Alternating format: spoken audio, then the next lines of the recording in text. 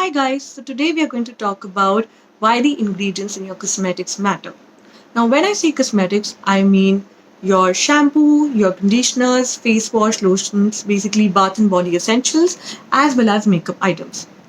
A lot of different companies write a lot of different things at the back of their products as ingredients, and while it may be very difficult to understand most of these ingredients because they are scientific terms, it's important to have understanding of at least some of the words that these companies are using or are claiming to say that their products have. So let's get started. Number one is natural and organic.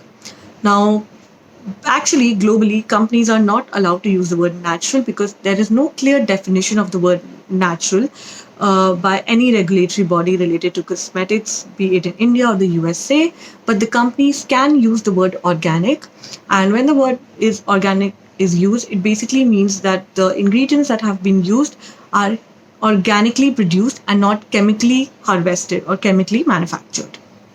The second thing to look out for is the word vegan. Now, a lot of people confuse the word organic or natural to vegan and they think that, okay, they can be used interchangeably, but that's not the case. When a company uses the word vegan, it basically means that no animal products or byproducts were used while making the cosmetic item. So to give you an example, I have Nykka product, which is this is a Nykka lotion, and if you see at the back, you will see this. It's not clear, but you'll get some idea. There are two leaf petals, and it has vegan written. So basically, none of the ingredients here have any animal product.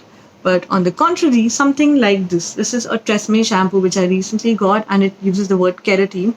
I did not know this, but any company that uses the word hydrolyzed keratin or hydrolyzed skin basically means it has animal byproducts like, or even animal ingredients like horns, skin of the animal, feather, hair, or silkworms are being used, something of that sort. And similarly, what a lot of people don't know who are actually vegetarians by their nature and they don't consume animals is that a lot of companies actually use animal ingredients. So you may not be consuming them, but you might be using a product that has an animal product like animal skin or hair or feather, but or even a byproduct like milk as well as honey. So you should watch out for these things when you're buying your product. You can at least read these things. So I'll obviously share with you what are the different terms that companies use, and you can check out your own cosmetics and get an idea of whether or not the ingredients have animal ingredients in it or not. Now, the next thing that you should look out for, and this is the most important. So, even if you don't want to use vegan product, that's okay. I know vegan products are just coming up; they tend to be expensive, so everybody cannot afford it. And maybe you're okay with using something that has beeswax or has egg in it. That's fine. But one thing which you should definitely look out for is this, which is a bunny sign, which basically means cruelty free, or let's say something like animal testing was not done. So, what we're talking about here is cruelty free. Now, a lot of companies are now moving towards becoming cruelty free companies because of a lot of pressure from PETA.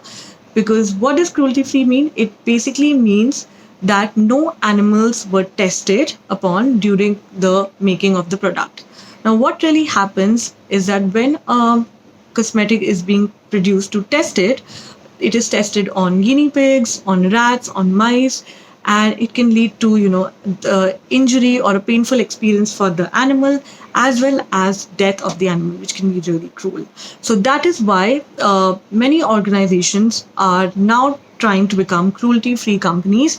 So to give you an example, we have the Body Shop, which is completely cruelty free. It's 100% against forever against animal testing. So they have something written on it, which I don't know if you can read this, but you can check on your own bottle. It says forever against animal testing. So all their products. So you can go on company websites and you can actually check it out, or you can go to PETA's website. There also you can get an understanding of this. So they have a list of all the companies that are cruelty free.